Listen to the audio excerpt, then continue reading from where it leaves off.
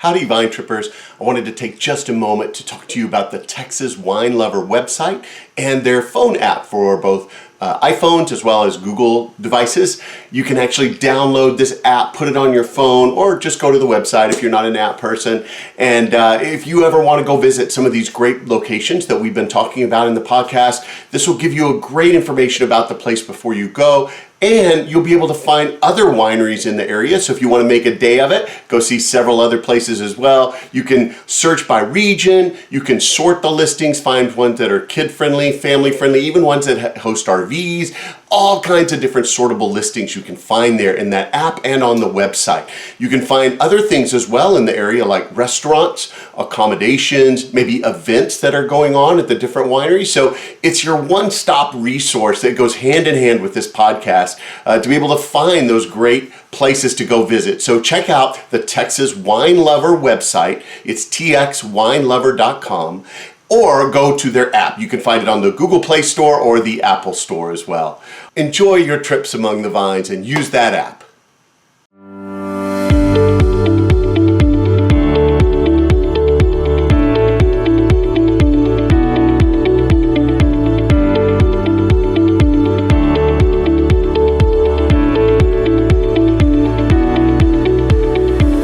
Welcome to Texas Under Vine, an exploratory podcast to scout out the best Texas wine country has to offer. I'm your wine guide, Scott, and I'm here to lead you on an auditory expedition to the vineyards and wineries across the great Lone Star State. Each episode will cover a different vineyard, winery, or wine-related business operating in Texas. You'll hear interviews, descriptions, and details about each location that will excite you to visit and experience them for yourself. Ready to plan a wine tour? Use these episodes to choose the most interesting spots for you and your friends to check out. Most of all, enjoy hearing about the rapidly growing wine industry in the state and what makes our wines and wineries the best.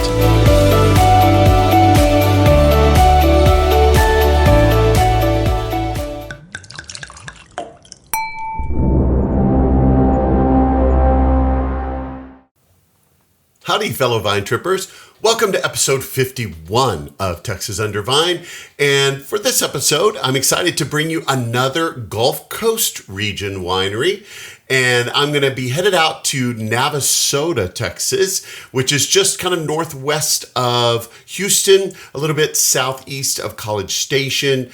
And I'm going to visit Threshold Vineyards there in Navasota. So I look forward to telling you about this great location. It's a beautiful property and they make really tasty wines.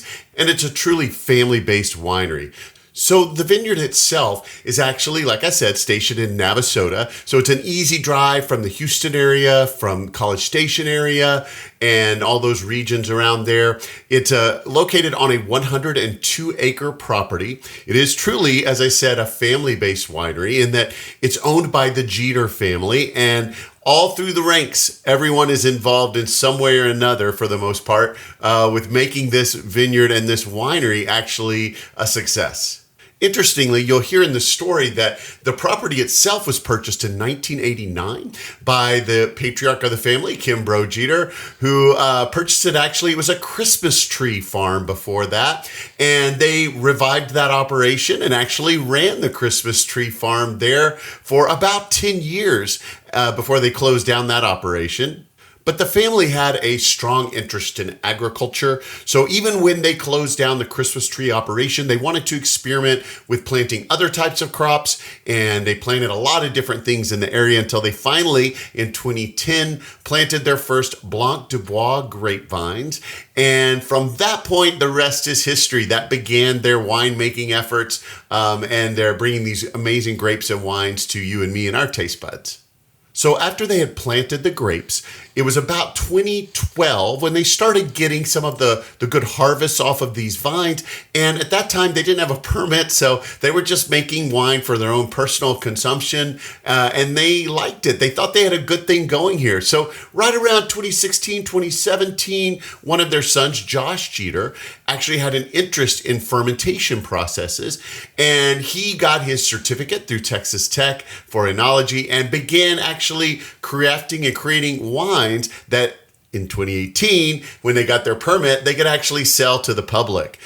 And that really jump-started their option to get these wines to the public for sale. Now, they are in the Gulf Coast region, so their vineyards themselves have to be hardy to Pierce's disease, which we've already mentioned on this podcast and kind of heard in other interviews before. It's a especially troublesome problem with grapevines in more humid areas. So they've actually planted the kind of Pierce's disease resistant vines of Blanc du Bois, Black Spanish, which is also called Lenoir.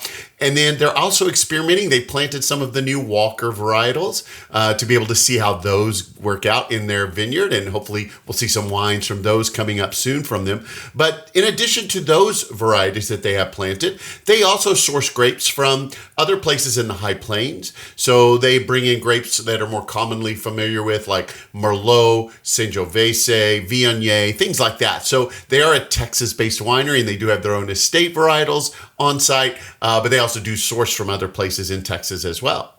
Now, they kind of know what they're doing, though, when it comes to those Blanc du Bois grapes, because they're dry Blanc du Bois. And you'll hear in the interview, they actually make a dry and an off-dry version of the Blanc du Bois. But that dry Blanc du Bois actually earlier this year won a platinum award at the Texam wine competition. So got really big laurels there. And I'm really excited to announce that even after I had the interview with them, it actually won Best in Class at the inaugural Fort Worth Stock Show and Rodeo wine competition. So that Blanc du Bois is really making waves out there in the Texas wine scene.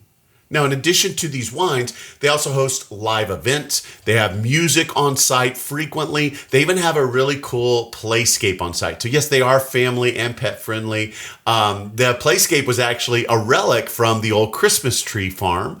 And so you can come and enjoy a nice glass of wine while the kids frolic outside on the playscape. Really true, fun family afternoon. Another one of my favorite things about this winery was the drive-in. Coming off the main road to the winery itself, you come down this long kind of stretch that you're driving down, but it's beautiful because you have the trees coming up on either side of the road with their canopy arching over the road itself, like so. So you're driving down this beautiful canopy covered road. It felt like something out of a painting that I was driving down. I was anticipating all this great wine, and to see this beautiful scene unfolding before my eyes as I drove up to the tasting room, it was really a sight to see. Now, as I rolled up to the tasting room, I was greeted incredibly warmly. The staff there at Threshold Vineyards have been a supporter of the Texas Under Vine podcast. They've been fans for many years, and we're really excited to have me there for the podcast. They had a sign out front welcoming Texas Under Vine. I felt so privileged to be there, and they actually got me settled in the production facility with Josh Jeter, who is their winemaker, Kimbrough's son, and we were able to actually sit down, drink a little bit of wine, and talk about some of the amazing wines and the story there that they have behind Threshold Vineyards. So let's go ahead and go to that interview now so you can hear directly from Josh.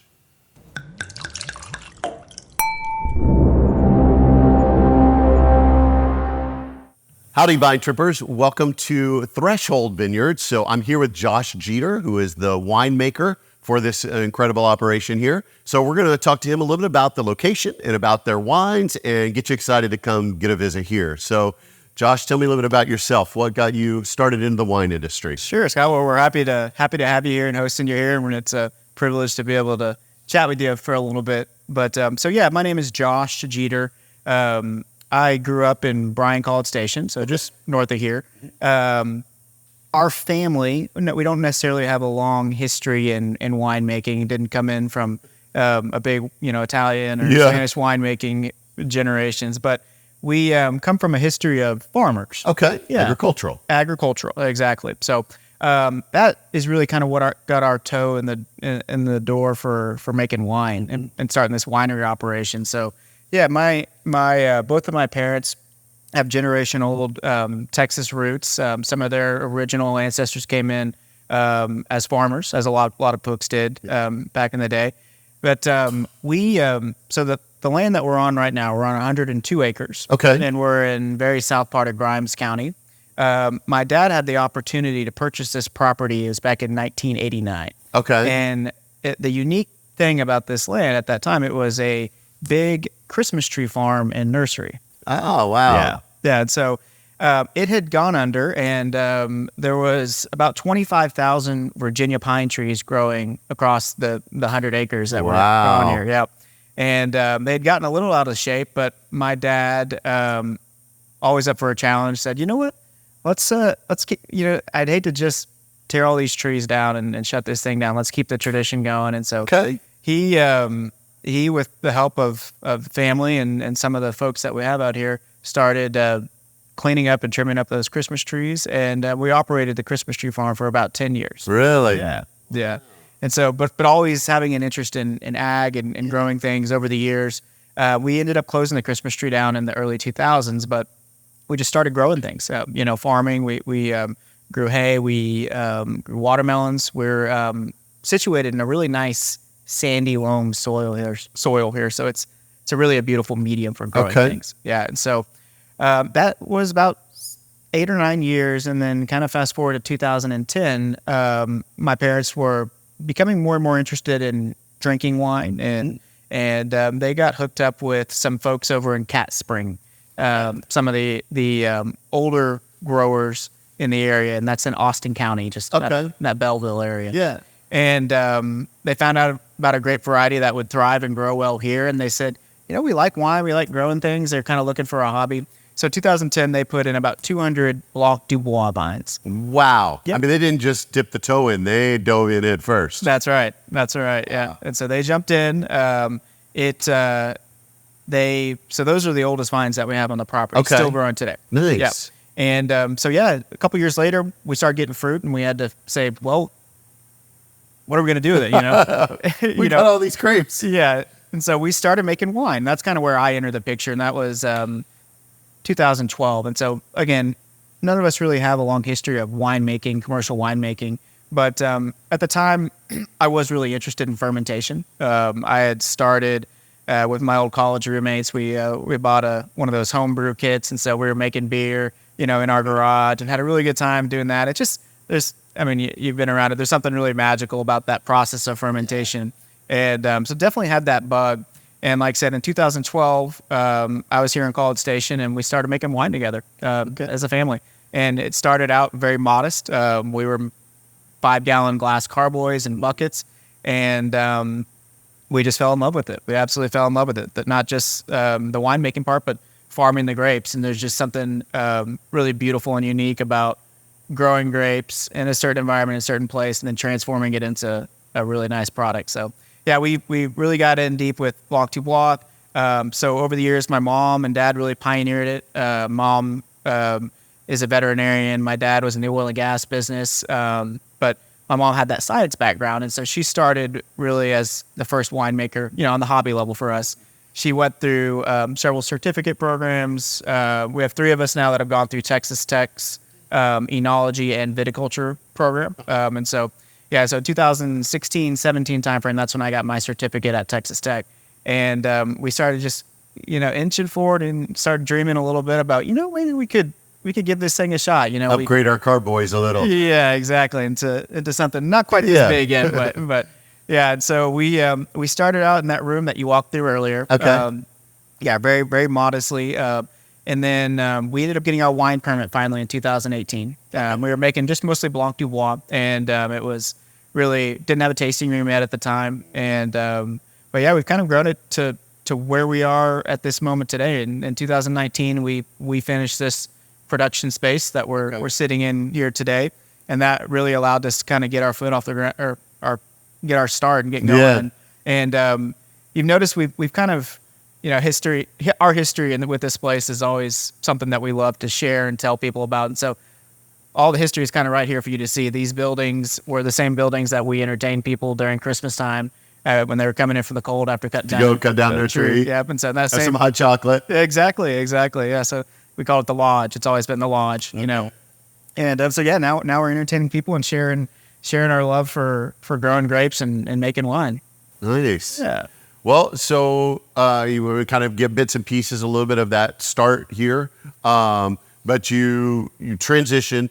When was the official opening of the tasting room for wines for people? Yeah, so like I said, we officially got our permit in 2018, but we started making wine for a couple years and just gearing up for opening the space. But Of course, that timed up almost not great with The COVID. C word, right? With Yeah. the C word. So we had been thinking, well, we're just gonna do a really modest opening. We'll have people out in our little space. It'll be, just a tiny little tasting room. Well, then 2020 happened, March happened, and everything shut down for a while. So that, of course, pushed and delayed. But we really opened up whenever Texas started opening up restaurants and bars in that fall. Yeah, that's So it you was really like pushed fall forward. of 2020. Yeah, and like I said, it was fine with us. It was new, it was a new business for us, a new thing, and so we just slowly moved in, during that time. So yeah, we just started we put a post on social media, said, hey, we're open. Come get some wine. Come try some wine. We're pretty proud of it. Yeah. Yeah. And it's a very family-based operation. It is. So It is. besides your parents and you, who else do we have involved in the operation? Absolutely. So you met my brother Ben. Yes. So right now Ben and I are the ones kind of really moving in to take over different pieces of the business. So Ben just finishes viticulture certificate at Texas Tech. So big proponents of the Texas Tech program over there in the Hill Country. So he's taken over as a vineyard manager. So Ben's very heavily involved. This is his full-time job. Like I said, I'm involved as the winemaker. And then I have an older sister, and she's a teacher. Oh, okay. Like, I heard Yeah, your I can story. relate. So when she's here, she's kind of in charge of hospitality, taking care of people. And so when she's not teaching on the weekends, she'll come down here, and you'll usually know she's here when she's got at least 2 or 3 of her rambunctious kiddos running around. And they're already trying to, move in. And if only they were 21, right? Right. But they're 18, they might, they'll probably be behind the bar serving wine one day. Yeah. So Till then, just get them scrubbing the tanks. Yep. And then I don't want to leave out. Yeah, exactly. Perfect size, right? Just drop them down in. Yeah. Go at it. A little pulley system right. with some brushes. Yeah. But we'll clear it. Make sure it's a combined cleared space first, right? But but they're enthusiastic about helping. And then last but not least, Jordan is my youngest brother. So Jordan, as any winery owner will know, there's a lot of equipment around here in the vineyard and a lot in the winery. And there's nothing scarier or more frightening than something going wrong in the last, because time is of the essence when you're harvesting fruit and making wine, and there's nothing more frightening than something going wrong. And so Jordan is very mechanically minded. And so he is here and sometimes reluctantly, but he's here to come in and look at this equipment and get it back up and running for us. So from the tractors to the winery equipment, he's a big asset that we have. I love that. It's kind of like one of those family bands, where everybody has their own role, their own thing, and it all just comes together in the beautiful harmony of the winery itself. It is. Yeah. Family is hugely important to us. And I'm sure as we get to some of these other questions, it's reflected in the way that we run the business, the folks that have volunteered their time to help and actually have come on that we've hired. And then of course, our customers, we have a lot of customers that come in and the wine's great, the scenery's great, but a lot of the sticking point is we just felt like family when we came in. So That's important to us. Well, where did the name Threshold Vineyards come from? Good question. All right. So, my dad and mom grew up, they were born in the 50s and they grew up in the 60s and 70s. And so they were big rock and roll fans. All right. So, yep. They grew up listening to a lot of the bands at the time. One that really resonated with my dad is a group called the Moody Blues. Yes. And so one of their albums, Threshold of a Dream, and the song Threshold of a Dream was very inspirational for him. And a lot of it, has to do with some of his philosophies about, exceeding some of those thresholds, perceived thresholds in your life to succeed. And so, that's what inspired him to name our winery Threshold Vineyards. All right. And this is the dream. You're no longer on the threshold. You have entered into the dream. Exactly. Yeah. Well, tell me about the location. So we are just south of College Station, just north of Houston. Yes. Navasota, Texas. Navasota, Texas, yeah. So kind of nicely centered between if you're in the, Houston area or the San Antonio, Austin corridor, kind of easy to get access there from those major areas or the Bryan College Station area here. Yeah, absolutely. Yeah, we that's one of the main things that we're excited about is our location. We love it. It's we grew up in Bryan College Station. So from, middle of College Station, you're 25, 30 minutes max to get to where we are. So yeah, we're south of College Station, about 5 or 6 miles south of Navasota, and it's Highway 6, right? And then from Houston, we're from that north part of Houston, Tomball, Montgomery. We're less than an hour drive as well. So it's we're excited about that. Houston market is obviously really, really huge, and it's some of the commentary you get is, this is great. I mean, it's an alternative. It's wine quality, great wine quality, but not the hill country to drive from Houston. Yeah, I imagine that's a long haul from there. Is. So yeah, it's a good 3-ish hours. So yeah, it's a nice easy drive from North Houston. Like I said, right off, especially now with 249 coming out of Tomball, that Aggie Expressway makes getting to our spot quite a bit easier as well. Well, and I love this area, just the driving in. I love this part of Texas because even here we are in mid-July, and even though we've been having 100-degree temperatures, everything's still so green, trees everywhere. It's just a very beautiful part of Texas. It is a really, really unique spot because you kind of get north of us and things flatten out a little bit. Yeah. You get down into Houston, things get flatter. But yeah, there's some gentle rolling hills around here that are really, really pretty. The trees are beautiful. And like I said, this area is very well known for wildflower season, having just fields of beautiful bluebonnets and Indian paintbrushes. So it is. And we've been blessed this year that it is still green because we've had plenty of rain this year. Yeah, a little bit wetter year. Yeah. Well, let's talk about, speaking of rain, let's talk about some of your fruit. So where do you source your fruit? I know you talked about harvesting some or, planting those vines here on site. Is that the only place you get your grapes, or do you source fruit from other locations? Or tell me about your fruit. Yeah, absolutely. So we do grow our own grapes, and we also source fruit from other Gulf Coast vineyards. Okay. So, we've got 5 or 6 different, not ABAs, but regions in Texas. And so we consider ours what's called Gulf Coast. So it's South Texas all the way up to East Texas. Mm-hmm. Yep. And so we buy from 4 different vineyards in the Gulf Coast area on top of ours. And primarily the fruit that we're sourcing in this area is Pierce's disease, tolerant, resistant grape varieties or hybrids. A lot of people will put in that category. Your Blanc du Bois, your Black Spanish, and then something we can go into a little bit more later if you'd like, some of the new Andy Walker, UC Davis vines that we've recently planted. So we're getting some from Grimes County, and we are getting some from Austin County right now too. Okay. Yep. And so we love those grape varieties. We love Blanc, we love Black Spanish, and we love, some new spins and new styles that we're producing with those. So those are a lot of our bread and butter. But I've also developed some relationships with some vineyards in the High Plains. Okay. Yeah. So we've been buying fruit from the High Plains since 2018, right when we got our wine permit. And that's crucial for us because, we do love, vinifera grapes in Texas. And we can't quite grow them super successfully. More difficult in this area. Yes, very difficult. And so, over the years, we've developed some nice relationships with folks in the High Plains to grow some of those more traditional, or to bring in and produce wine with some of those more traditional grape varieties from Europe. So, so like I said, Gulf Coast, we focus on Black Spanish, Blanc du Bois, and then High Plains, we are still working with a lot of different varieties and some new ones every year. But some of the ones that we go back to every year, we love Sangiovese. That's one of our favorites. And then white grapes, we love Viognier. That's become a really popular one for us as well.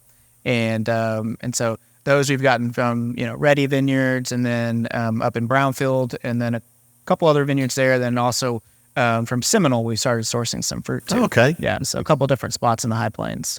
So what do you have planted here on site? So on site, we have about a 3-acre vineyard.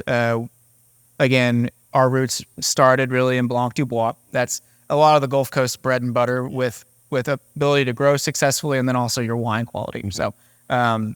So we are primarily Blanc du Bois. I would say out of the 3 acres, about 2 in Blanc, And then we have a smaller block of Black Spanish, or Lenoir. Yeah. And then one new block that we planted in 21 and we planted we've planted more since then, is the grapes I mentioned that are the Walker varieties. Which ones have you planted? So there were 5 that were released. We planted 2 of them, 2 of the reds. Okay. So one is Caminari Noir, and it's so it's been bred to be Pierce's disease tolerant, but its main vinifera components, which hopefully gives us similar wine qualities, is that Cabernet Sauvignon and Petit Syrah. Yeah. Yep.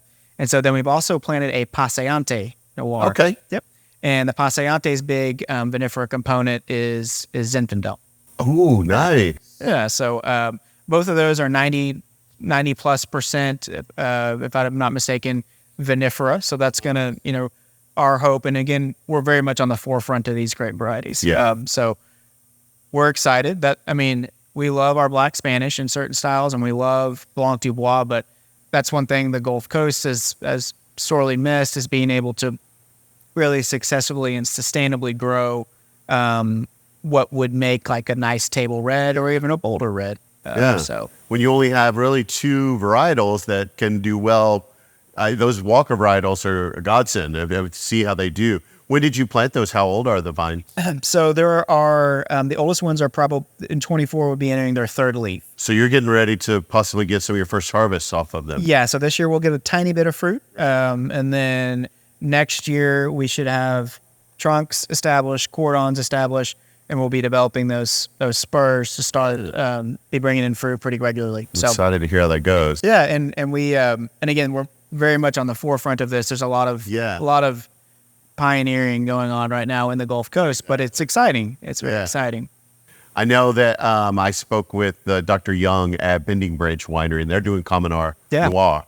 And he spoke of a winery in California, White Hall or something. I think it's White Hall. I don't want to. Yeah. But that's actually pioneered that and actually has some. I haven't even tried it yet, but I'm so anxious to see how these go. Yeah. So in 2 years ago, maybe in Dripping Springs at the Texas Wine and Grape Growers Association puts on Grape Camp. They brought in some of that wine. Oh, okay. Several cases of it, and it was really beautiful. Yeah. Really beautiful.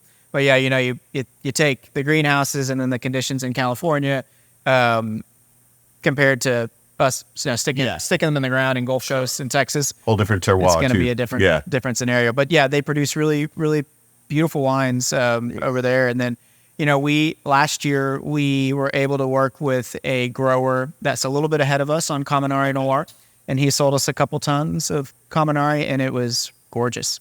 So we've got it in barrel right now. And we're looking, hopefully get it in the bottle probably late 24 or early 2025. All right. Something to look forward to. Absolutely. Exciting things to come. Yeah. Well, this may be kind of a silly question sitting in the confines of where we are, but do you process all of your fruit here on site? We do. Yeah. So we do. Like a lot of wineries, I will say we do have, you think about the amount of fruit that we're bringing in from the high plains and the logistics of getting it here and getting it, in good shape when it hits our winery. So we have worked with a couple facilities, either in the high plains or in the hill country, to help us press some of the fruit. Primarily stuff that we want limited skin contact time. But we have no shame in that. We have those partners. We want to make sure the wine or juice gets to us in the best possible conditions. So that would primarily be for our whites or rosés. But other than that, we bring the fruit in directly here and we process everything. And we really want to, put our thumbprint on it and make sure we've got a watchful eye over everything that's going on with that fruit. Yeah. Well, Texas is unique in that it's one of the only wine regions where you have a lot of times the winery and the fruit being 6 to 8 hours away, where it's grown and then processed. And so there are some of those necessities for those high plains. I mean, I'm sure your stuff here, you do everything here, but those high plains, you don't want things to sit on the skin too long or start fermenting on the truck and all. You want to control everything. Yeah, especially if you're harvesting some fruit for a really kind of light, delicate, aromatic, white or rosé, or even the Sangio, and you want to go ahead and get it off those skins. but yeah, other than that, we bring the fruit in refrigerated trucks. And so our reds, it's kind of like our cold maceration time. You know what I mean? And then again, like I said, not everything, but a lot of the fruit we're getting is machine harvested and destemmed up in the high plains. But yeah. Well, as a winemaker, what are some of your favorite wines to work with, to make? What are the ones that you get most excited? I can't wait to deal with this wine, work this wine. Well, I have a special place in my heart, of course, for Blanc du Bois. Yeah. It's kind of, like I said, where we started really. Yeah. And so I love working with Blanc every year. One in the Gulf Coast, we are able to really produce, pretty nice acid forward wines because we harvest so early. And so I love working with a nice, bright, acid forward Blanc du Bois. And like I said, that's become really the style that we've probably been most well known for so far and mostly awarded. So yeah, love that. One cool thing we're doing is so we work with Black Spanish, and I think traditionally a lot of folks or a lot of winemakers will kind of go one or two paths with it, and a lot of it ends up in like a port style wine, which is beautiful for that style. I love it.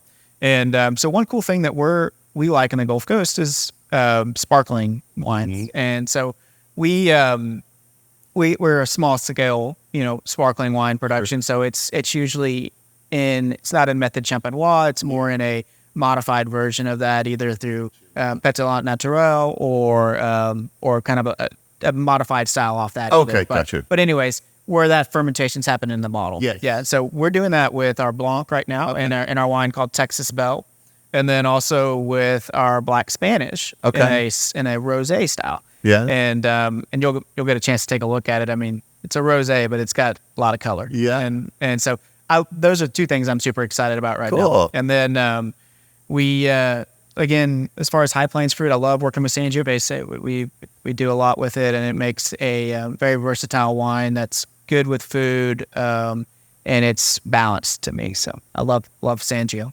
Yeah. Well, what are some of your most popular wines with customers? What are the ones that people clamor for? Sure. They keep coming back in for? Well, I think, again, not to go over and over on Blanc, but Blanc is our bread and butter. Yeah, that's your flagship. We make a dry Blanc du Bois that's super, super popular. And then our off-dry Blanc du Bois is probably our crowd favorite. I would say. And we make it with just about 2% residual sugar. So it's very, very truly off-dry, semi-dry, semi-sweet. And that is super popular. We like to say Blanc grows well in Texas. It also drinks really well in this heat, right? So it's just with that little bit of sweetness, it's super pleasing, not just to kind of bring in, usually a lesser experienced wine drinker often gravitate to something a little bit sweeter. And this is kind of our bridge, right? To get them into something that's balanced. Yeah. It's sweet. It's not, the acid's not so striking, but I get it. It's nice. And then even our dry drinkers happily drink a glass of off dry, semi-sweet Blanc du Bois. And it's really nice. Yeah. And that dry Blanc du Bois just won a pretty prestigious award. It did. Yeah. We were so excited to get that back, like I said, because we love Blanc. But yeah, it won a platinum award at the Texom wine competition in North Texas. And so, yeah, we were, I don't know the exact number. I think there are 10 to 12 platinum awards awarded to Texas wineries, and we were one of them. So that was big honor. Very, very exciting to hear. Yeah. And I got to taste that wine, and I got to say, it has all of the awards that it's due. I mean, it's an amazing wine. It's made a believer in Blanc du Bois for me. Good. Good. It's funny because in the wine world, we can get very snobby and get all about these little tasting notes. And I'm getting hints of this and, aromas of that and blah, blah, blah. But I've tried to, in my wine journey, try to associate just what's the first thought that comes to mind? What are the things that just it reminds me of? Whether they fit in those categories, whatever, just what is it? And when I was drinking that wine, the first thing I thought of was actually one of my wife's favorite my favorite desserts that my wife makes, which are these awesome lemon bars that she makes. Yeah. And they kind of had that lemon curd, but there's almost like a honey sweetness to it. Oh, yeah. And it was so good. You got to try that dry Blanc du Bois. It's great stuff. Yes, it's a beautiful wine. Yeah. As a winemaker, are there any varietals that you haven't really worked with that you would love to kind of get your hands on some, just to kind of play around with them sometimes? Sure. So I think like a lot of folks, and still it's a young wine region. So I think, people have planted their flag on, Tempranillo and then Tannat and then Mourvèdre. And so I think that's still evolving. But I do really love, just in my taste and preferences, I love drinking, like a nice GSM blend. Yeah. And so we've worked with Grenache a little bit, and we've worked with Syrah. We haven't worked with Mourvèdre yet. Okay. And so that is a style, and doing a little bit more blending is something that I think, as we grow, that's something that I would certainly love to work with a little bit more. And then again, some years the Bordeaux varietals do super nice too. And we get this absolutely beautiful Merlot out of Seminole. And so right now, it's primarily going into a single varietal wine, Merlot. But as we grow and we start to establish more and more relationships in the high plains, we'd certainly love to blend a nice Bordeaux style too. Yeah. I'm all about the right bank. So if you want to do that Merlot dominant, I'm good with that. So we talked a little bit about the wines. Let's talk about the location here itself for a few minutes. Do y'all do any kind of like events on site? You got a nice property out here, lots of nice outdoor space and things like that? Yeah, we do. So again, we're on, 102 acres, a lot of nice trees, beautiful place to spread out. Again, very family oriented, so we love when folks come out and bring the family and enjoy the grounds and so saw a big playscape over there as I pulled in. Yes, and so we're known for that. We love when families come out and parents will order a bottle of wine and the kids will go play in the playground for an hour. And that playground actually hails back from when we were selling Christmas trees. Oh, okay. We were entertaining families back then. Yeah, and so, got a long legacy. That's right. And then we do have a bounce house that we blow up occasionally. And so that's something definitely very family friendly. But as far as events, we do several things. We just did our harvest, and we always have a good time with that. We call on our customers that come out and wake up a little bit early, but they get to get their hands on that next vintage. It's so much fun. It is, and so we harvested our Blanc du Bois on the last Saturday in June. Yeah. Had a great group, had about 80, 90 people out here, which for our small vineyard, it makes things go pretty quick. Yeah. And so they're not having to be out here in the afternoon sun and all that. Yeah. So harvest is always a great event for us. We do live music. And so all these events are posted on social media and on our website. But we do love to have. We've established some nice relationships with some of the musicians and artists in this area. So one or two Saturdays a month we'll have live music. Okay. And then we do some sunset series, we call them. They're Friday evenings once a month too. Okay. And so those will either be on the lawn, unless it's too hot or too cold, then we'll have kind of an intimate experience in our tasting room. So like an acoustic. There you go. Yeah. But, unplugged event. Exactly. So we do those once a month too. And then we'll have some release parties occasionally when a new wine's coming out, food truck, or we do have a small kitchen here that we can offer some small bites to. Yeah. So, we did just launch a wine club, and so we'll, for our wine club members, we'll certainly be having release parties a couple times a year. Pick up parties and things like that. Yeah. Well, let's say, so listeners getting excited, they want to come check the place out. They're interested in your wines and so forth. Let's say a customer comes in to do a tasting. Let's kind of talk a little bit about what that looks like. So for a tasting, do they get a set flight of wines, or does the customer pick their wines, or how does that usually work? Yeah. So typically it is a set flight, and we offer two different variations on it. So we do have our traditional, what we call guided tasting. So one of our tasting room staff or one of the family, just depending on the day of the week, would take you through a set selection, about 5 wines. And like I said, they'll pour through each one, tell you the story behind all of them. Where was this grown? Some of the winemaking notes on it. And like I said, So it's a great experience. We also do offer like the more flight experience too, and so we do a 3 wine flight, and that's where you can really, if you didn't want to do what was on the set flight and you wanted to do something different, that's where you can just select any 3 Customize wines. it. Yeah. So we do that, and then with our sparkling wines, we do a little bit of a special deal. If you want to do a flight of our sparklings, that's a separate flight too. Okay. Yeah. And how much does a tasting typically cost? So tastings are $25. Okay. And then, like I said, there of course are discounts on bottles that if you buy bottles, that'll go towards your ticket. And then the flights are $15. Do they need reservations or can they just walk in? We say reservations are not required, but appreciated. It just gives us a heads up. But if if you're flying off the cuff and you hadn't had a day planned out and you want to just stop in, we'll never turn you away. Okay. We'll find a place for you. Can they do the reservations on your website? Yes. Okay, perfect. Yeah. So you can do it on the website. You can prepay on the website, or you can call us and we'll put you down for a reservation. But yeah, there's a reservation system on our website. Okay. Yeah. What about your operating hours? So right now we are open. We've just expanded our hours. We're open Wednesday through Saturday, 12 to 7. So it makes it kind of easy. Same hours. And then Sunday we just close a little bit earlier, 12 to 5. Okay. Yeah. Perfect. And then we know that you're kid friendly. We already talked about the playscape and the bounce house. And I'm just picturing, you probably got to have somebody at the bounce house turning away these dads that have already had a couple of glasses of wine and want to try to get in, right? Yeah, sorry, sir. Yeah, before we turn the bounce house off every night, we have to make sure no one's taking a nap inside right. or Stuck down in one of the sides. Yeah, exactly.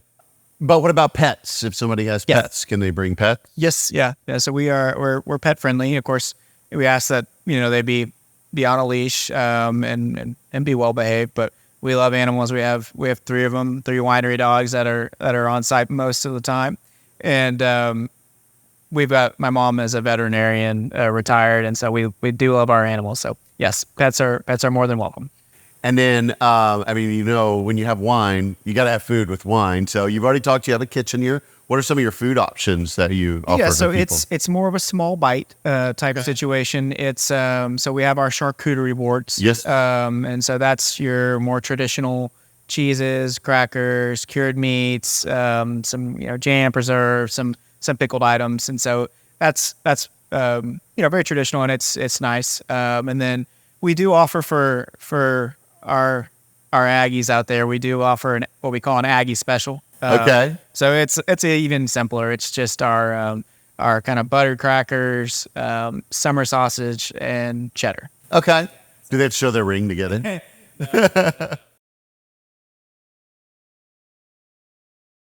Hey, all right. I'm with you right there.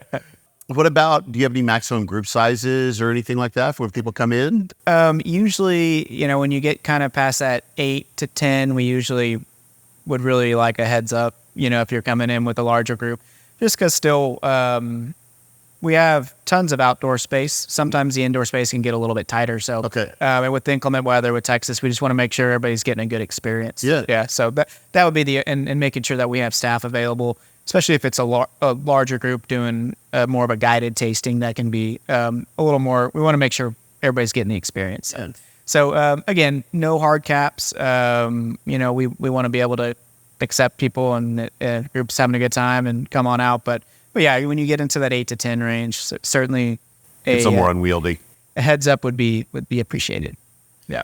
I know, although we would love to have people come in and visit year round, are there busier or slower times? What's the best time to come visit? Yeah, I think, We talked about the wildflowers already in the spring is a beautiful yeah, time. it's, as a lot of people know in Texas, that April, March, April timeframe is really a solid time. And so, yeah, the vines are breaking bud in that March, April timeframe. So you get to see, finally coming out of dormancy. So you get to see the vineyard. And like I said, our vineyard is open for self-guided tours. And March and April is hard to beat. This time of year is fun too, even though it's pretty brutally hot outside, because there's a good chance you'll see us making wine back here. Okay. So, so either whether it's our harvest, that's our Blanc harvest, which kicks us off in late June, early July, all the way through September, when we're bringing in the high plains fruit. So it's always and it smells beautiful because we're in this small space and the tasting room's right next to the production space. You can smell wine the being made. aromas You can and everything. smell the fermentations, and it's a fun time to be around. So, and then anytime's a good time. But when the weather's nicer, this place is beautiful. Obviously, it's nice to be outside when you're here. So so fall is nice too. So the listeners come in, they've tasted your great wines, they're really impressed, and they want to join your wine club. So tell me the details of wine club. You said that y'all have recently added that in? Something that we that is kind of the foundation of a winery, and that we had been working. We've been open for several years now and hadn't had it, but that we had been working with making sure that we could launch it in the right way. And so yes, recently launched. Does not cost you to join.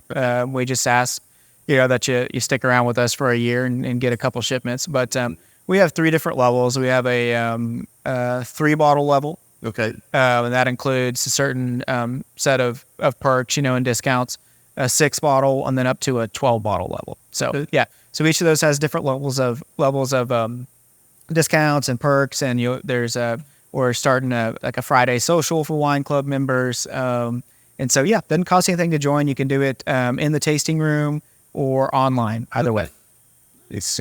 Well, let's say that for whatever reason, some of the listeners can't get here or delayed to be able to come visit you. Do you do any kind of distribution, or do you sell on your website? Or in other words, how can people maybe taste your wines if they can't get here? Absolutely, yeah. So we do have an online shop, and so we can mail right now just to Texas. So, but anywhere in Texas, we can send you some wine, and usually with UPS ground shipping, it's there the next day. Okay. So for the most part, unless you're far, far west Texas. But that can, and you can always call us or get online to place an order. That's always available. Distribution wise, because our production's pretty limited, we don't do any major HEB or specs type distribution yet. And so pretty much everything is kind of through the tasting room, and then, like I said, also available to ship. If you can't make it to us, we can certainly get it to you in Texas. Yeah, makes sense. So, okay, you've got all this great expansion. You've got this great facility. What are your plans for the future? What does that hold? Do you have plans for growth or other things that you want to do? We do. Yeah, we do. So growth for us is kind of going to be in a couple different avenues. One, we want to get our production up. And so we have 19 was our first big expansion and first big construction on the property, and that's the room we're sitting in right now. That's got us to about where we are today. But I know that your viewers can look around a little bit and see, it's looking a little tight in there. And so space is always a good thing. Space is always a good thing, yes. And so it's something that I'm sure a lot of people that have been in the wine business for a long time or have constructed a couple wineries say, you always need more space than you think. But so anyways, we have enclosed 2 rooms off to the west here, and then we're finally we're put about a 20-foot roof onto our crush pad, and so that's the most immediate thing that we're doing, of course, right in the beginning and middle of harvest. So, timing is sometimes not always right. our strong suit, but we're trucking forward. Soldier on. Yes, exactly. And then the next big thing will be a improvement on our tasting room space. Okay. In Texas, it gets hot in the summer, and so it's not always super enjoyable to sit out in 100-degree heat and be drinking a big glass of red wine. But so anyways, we're working on an expansion to actually bring a larger tasting room space indoors too. So this is our most immediate, the production and the wine, and then on top of that, so within the next year, we'll look to hopefully break ground on our new tasting room space. Yeah. Well, I know you talked earlier about we talked about those planting of the Walker varietals. Do you have any plans to expand any of your vineyard space or to add things more there? Yes, Pretty well how those go. Yeah, we love the farming aspect of it. So the vineyard is and the growing is always paramount to us. That's kind of where it all starts. And so we would love to. In the Gulf Coast, everything we do is mostly by hand, and so So you don't see a lot of 100-acre vineyards, much less 10 in the Gulf Coast, because we haven't really gotten to that level of mechanization where that's been invested in. Plus, our winemaker, as the winemaker, we kind of like that attention to the quality of the fruit. So we probably won't expand too much on the vineyard, but depending on the success of the Walker varieties, that's certainly an area that we would want to expand to. We have 2 of them growing right now, and then, like I said, we're kind of on the forefront. A lot of the folks that are growing it are on the forefront of it right now, and so as we experiment and learn how those vines behave in the Gulf Coast, we would love to expand them if they're successful. Yeah. So there's a lot of places out there that people could go visit to get great wine. Threshold is one of them. So what really sets Threshold apart from other places that people, my viewers and listeners would say, I really got to get there. I got to get to Navasota for this. Yeah, absolutely. So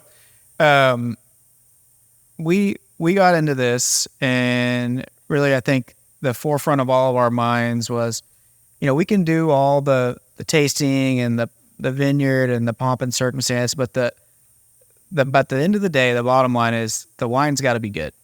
And so the quality of the wine has always been our most important goal. So at the end of the day, making a really, really nice product. And I think we have a more limited selection than some wineries, and we're a little bit smaller production. We focused on a few varieties, but I think the quality has been reflected in a lot of the awards that we've won and a lot of the feedback that we've gotten so far.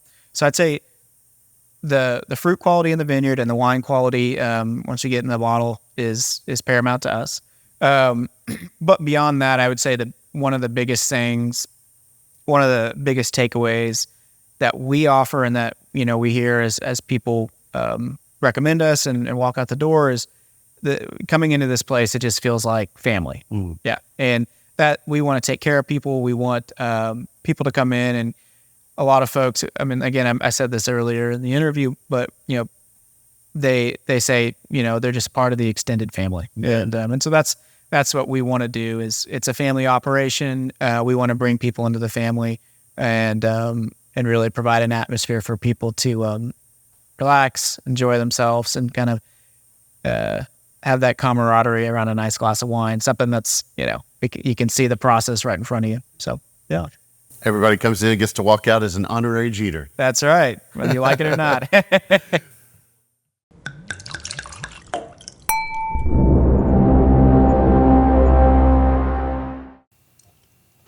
Whether you like it or not, when you go to Threshold, you're now family. And you can definitely feel the love there as you go into their tasting room and as you enjoy your wines. The whole family is there. They're involved. They speak with the customers. It's a warm feeling that you get when you get to sit down and drink some wine with their family, and you walk out an honorary Jeter when you visited and tasted wine there at Threshold Vineyards. Now, before you go, make sure to check out their website. It's www.thresholdvineyards.com. That's THRESHOLD vineyards.com, thresholdvineyards.com. And there you're going to find all kinds of information. Again, things like more of their story and the history there behind the vineyard. You'll find things about their events, those great wines. You can shop for their wines there. You can read about their wine club. And you can find out more about doing tours and tasting reservations and things like that. So it's always a good idea to check out those websites before you go to visit. And don't forget, when you go, make sure you tell them you heard about them on this podcast, Texas Under Vine. All right, well, after the interview, it was time to go in and do a flight of their wines to be able to taste even more of the wines that they make there. And I fell in love with almost everything they had. Matter of fact, I walked out, I purchased almost a case of wine. I got one of almost everything that I really loved because there were so many things. I would taste one and think, I need one of those. I'd taste another, I need one of those. And so I kept adding to my order and getting more and more bottles to bring home to drink and enjoy. But I had to pick that one special bottle, that one bottle that was going to be for my wine library for this episode. And really, when it all came down to it, it became kind of an easy choice. I ended up getting that dry Blanc du Bois that we talked about earlier. This is the award-winning wine. And it does have such a lemon kind of almost a creaminess to it that reminded me so much, like I said in the interview, of my favorite dessert that my wife makes, those lemon bars. Oh, they're so good. And this just reminded me of that. That's one of the things I love about wine. It doesn't have to be about all the hoity-toity wine terms. What does it spark for you? What memories or thoughts does a wine bring to your mind when you taste it? And that was that for me. So that was my experience wine. I had to buy a bottle of that. I could definitely tell why it won its awards there at Texom as the Platinum Medal, and then at the Fort Worth Stock Show and Rodeo with the best in class. It is worth a try. And so make sure that you get a bottle of that or you taste that whenever you go to see them there at Threshold Vineyards. It is worth your time. Well, as much as I enjoyed my time here at Threshold, there's many other great wine destinations out there calling to me so that I can go out and check them out and bring that information to you here in this podcast. But before I go, would you do me a favor? So this podcast is not free, unfortunately, for me to provide to you. And so I really depend upon my Patreon subscribers. They really help me out to cover the costs for a low monthly cost that they pay. And those Patreon subscribers get bonus materials for their donations in that as a Patreon subscriber, you can get access to behind the scenes photos, video walkthroughs, and be some of the elite that know where I'm going with the next episode before it's released. So there's all kinds of fun little perks and benefits there for being a Patreon subscriber. So if you would be willing to do that, I would love it if you could help me out with that. If you are interested, just go to my website. It's www.texasundervine.com and go to the top. There's a button and a link that says become a patron, and it will take you to my Patreon site where you can take a look at all the different tiers and the different benefits and things like that. And that really does help me to not only cover my hosting costs and the production costs, the equipment that I have to buy, and even my travel costs to go all over. It's a big state that I'm traveling to, and I do it all as a labor of love out of my pocket as a teacher. So any help that you can provide would be great. And if you can't afford to do a monthly donation, even just a one-time donation would be great. You can do that there on my website as well.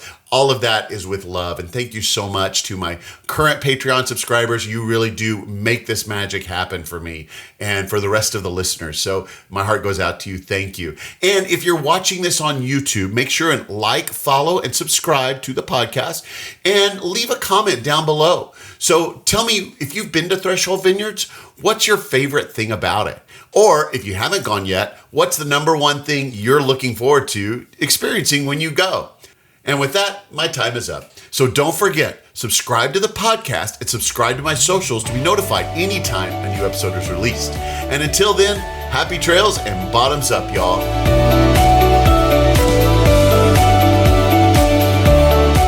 Thanks for listening to Texas Under Vine. We strive to provide you with the best information about wine businesses all over Texas. Be sure to check out our website at texasundervine.com and follow us on our socials at texasundervine to stay up on all the upcoming episodes. Please email us with any suggestions or feedback. Also, contact us if you're interested in donating, sponsoring, or advertising on the podcast, just to help us cover our expenses and bring even more great info to you in future episodes. Above all, travel safely, and most especially, drink responsibly.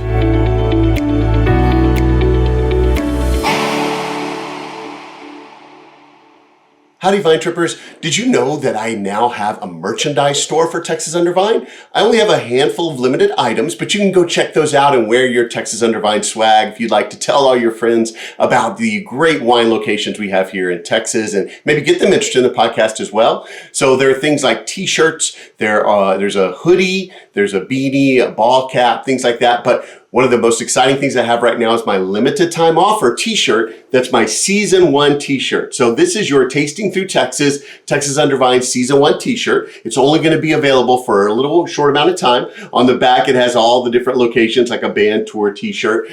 So this is a limited time item and you can go out and get it now. And one of the great things about that t-shirt is a portion of every sale goes to support the Texas Hill Country Winery Scholarship Fund. So you know that by buying that t-shirt, you're also investing in the growing and flourishing of an amazing wine industry here in Texas and all of those people that are going to come and make it even better.